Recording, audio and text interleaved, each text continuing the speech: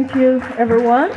Thank you, our panelists. I know we are all itching to ask questions. I'll just. The applause was as good as the panelists that attended the Social Good Summit 2018 that was held at Muson Center, Onikan Lagos. So we're going to be looking at the state of the SDGs in Nigeria, the role of the UN, the government, and the private sectors. By government, we mean the federal government, and appropriately, we have everyone represented from each of those sectors. The theme for this year's edition, Bridging the Gap 2013, was aimed at proffering solutions towards achieving the Sustainable Development Goals in Lagos and Nigeria at large.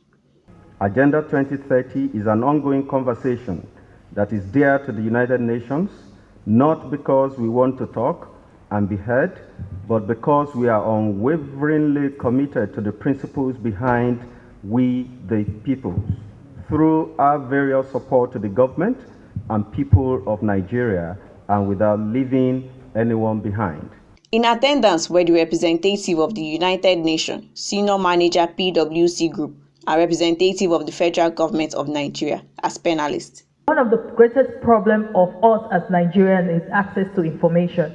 And it depends on your interest.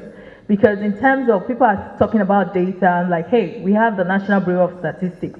So it depends on what you're looking for, and you can find it on the website or from National Bureau of Statistics. They spoke on current challenges, pathways on how the Sustainable Development Goals can be achieved. The goals are simple as ending of poverty by 2030, ending of hunger by 2030, to achieve some level of basic health and well-being by 2030, quality education by 2030, gender equality by 2030. They are simple, so they are things that you can easily connect with. Basically, as government, we've set up institutional mechanism and framework in mainstreaming the SDGs. We've set up the private sector advisory group to work in partnership and engage private sector on how to do sustainable businesses and also link the CRSL to the SDGs. We have adopted multilingualism as a framework.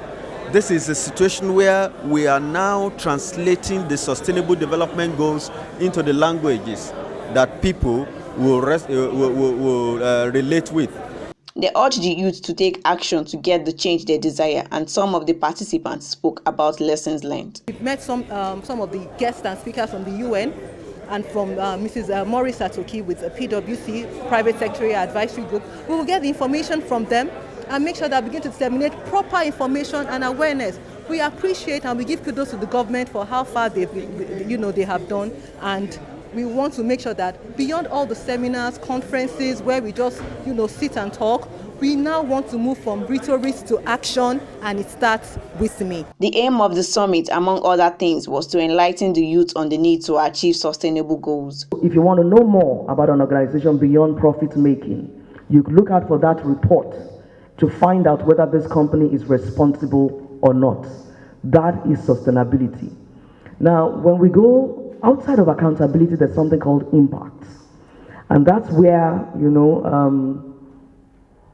that's where the big issue really is.